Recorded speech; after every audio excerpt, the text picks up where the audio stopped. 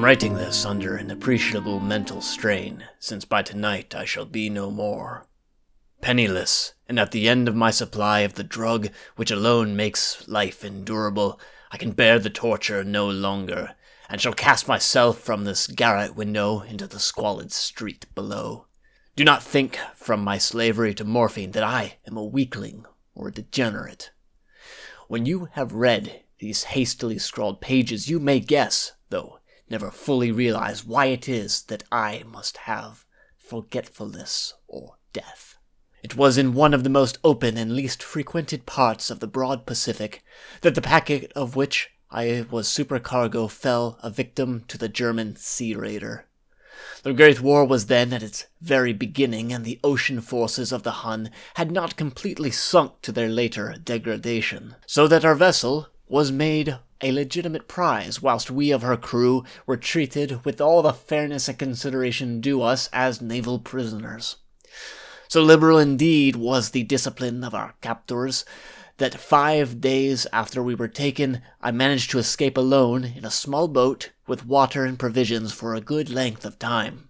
When I finally found myself adrift and free, I had but little idea of my surroundings.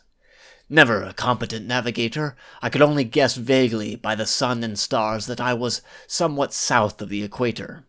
Of the longitude, I knew nothing, and no island or coastline was in sight. The weather kept fair, and for uncounted days I drifted aimlessly beneath the scorching sun, waiting either for some passing ship, or to be cast on the shores of some habitable land. But neither ship nor land appeared, and I began to despair in my solitude upon the heaving vastness of unbroken blue. The change happened whilst I slept. Its details I shall never know, for my slumber, though troubled and dream-infested, was continuous. When at last I awaked, it was to discover myself half sucked into a slimy expanse of hellish black mire which extended about me in monotonous undulations as far as I could see, and in which my boat lay grounded some distance away. Though one might well imagine that my first sensation would be of wonder at so prodigious and unexpected a transformation of scenery, I was in reality more horrified than astonished, for there was in the air and in the rotting soil a sinister quality which chilled me to the very core. The region was putrid, with the carcasses of decaying fish, and of other less describable things which I saw protruding from the nasty mud of the unending plain. Perhaps I should not hope to convey in mere words the unutterable hideousness that can dwell in absolute silence and barren immensity. There was nothing within hearing and nothing in sight save a vast reach of black slime, yet the very completeness of the stillness and the homogeneity of the landscape oppressed me with a nauseating fear. The sun was blazing down from a sky which seemed to me almost black in its cloudless cruelty, as though reflecting the inky marsh beneath my feet. As I crawled into the stranded boat, I realized that only one theory could explain my position. Through some unprecedented volcanic upheaval, a portion of the ocean floor must have been thrown to the surface, exposing regions which for innumerable millions of years had lain hidden under unfathomable watery depths. So great was the extent of the new land which had risen beneath me, that I could not detect the faintest noise of the surging ocean, strain my ears as I might. Nor were there any sea-fowl to prey upon the dead things. For several hours I sat thinking or brooding in the boat, which lay upon its side and afforded a slight shade as the sun moved across the heavens. As the day progressed, the ground lost some of its stickiness and seemed likely to dry sufficiently for traveling purposes in a short time. That night I slept but little, and the next day I made for myself a pack containing food and water, preparatory to an overland journey in search of the vanished sea and possible rescue. On the third morning, I found the soil dry enough to walk upon with ease. The odor of the fish was maddening, but I was too much concerned with graver things to mind so slight an evil, and set out boldly for an unknown goal. All day I forged steadily westward, guided by a faraway hummock which rose higher than any other elevation on the rolling desert. That night I encamped, and on the following day still traveled toward the hummock, though that object seemed scarcely nearer than when I had first espied it. By the fourth evening I attained the base of the mound, which turned out to be much higher than it had appeared from a distance, an intervening valley setting it out in sharper relief from the general surface. Too weary to ascend, I slept in the shadow of the hill. I know not why my dreams were so wild that night, but ere the waning and fantastically gibbous moon had risen far above the eastern plain, I was awake in a cold perspiration, determined to sleep no more.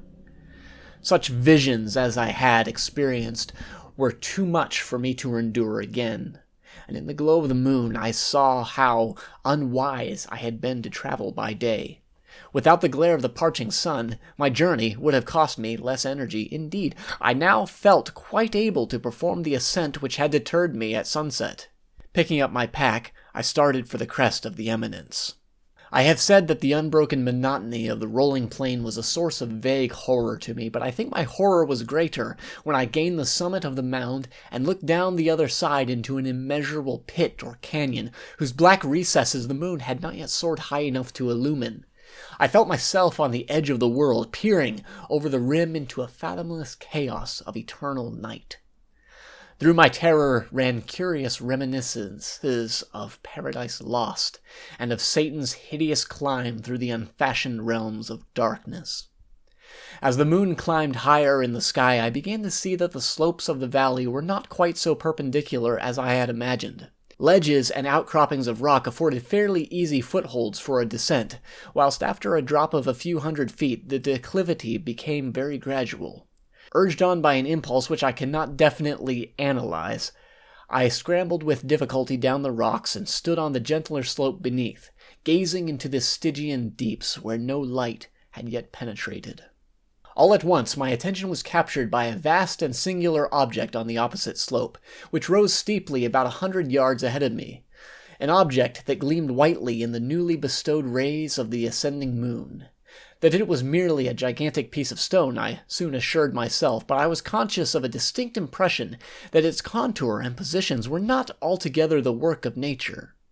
A closer scrutiny filled me with sensations I cannot express, for despite its enormous magnitude, and its position in an abyss which had yawned at the bottom of the sea since the world was young, I perceived beyond a doubt that the strange object was a well-shaped monolith whose massive bulk had known the workmanship and perhaps the worship of living and thinking creatures.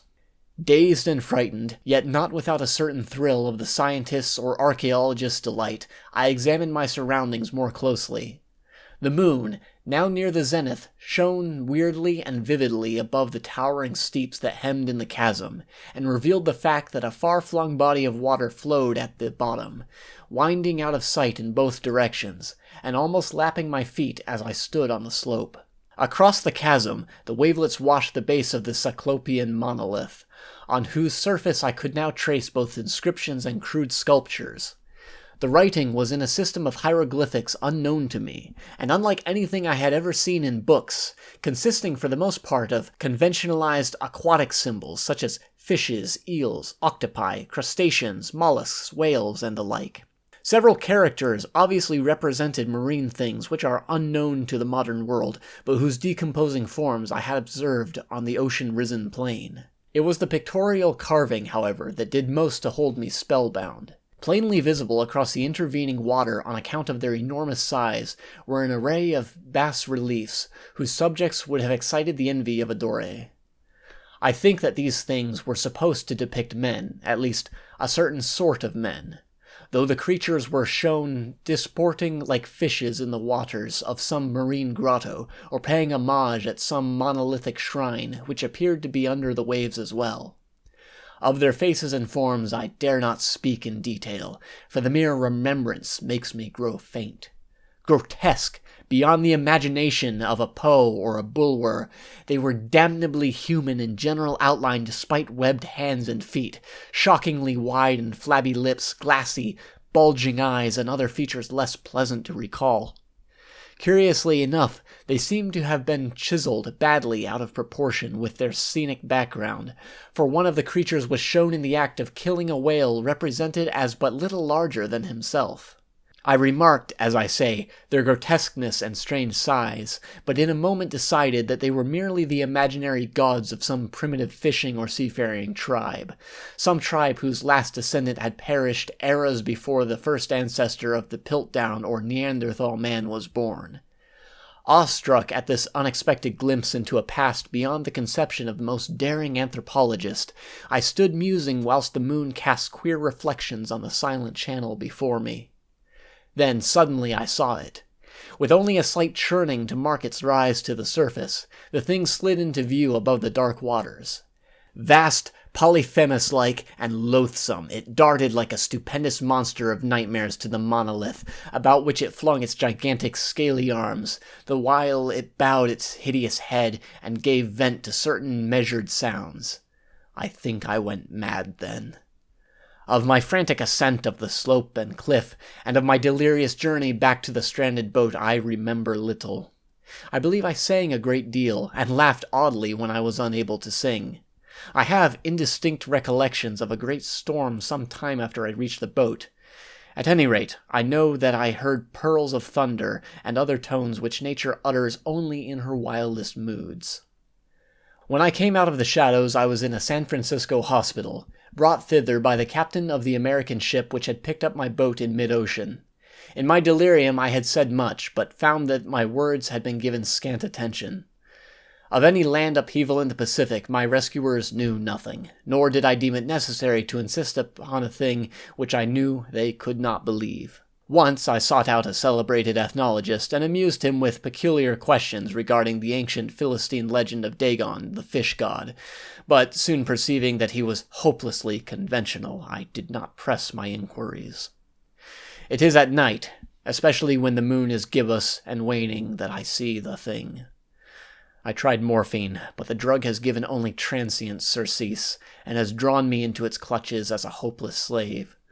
So now I am to end it all, having written a full account for the information or the contemptuous amusement of my fellow men. Often I ask myself if it could not all have been a pure phantasm, a mere freak of fever as I lay sun-stricken and raving in the open boat after my escape from the German man-of-war. This I ask myself, but ever does there come before me a hideously vivid vision in reply. I cannot think of the deep sea without shuddering at the nameless things that may at this very moment be crawling and floundering on its slimy bed, worshipping their ancient stone idols and carving their own detestable likenesses on submarine obelisks of water-soaked granite. I dream of a day when they may rise above the billows to drag down in their reeking talons the remnants of puny, war-exhausted mankind. Of a day when the land shall sink, and the dark ocean floor shall ascend amidst universal pandemonium. The end is near. I hear a noise at the door, as of some immense slippery body lumbering against it. It shall not find me. Oh, that hand, the window. The window!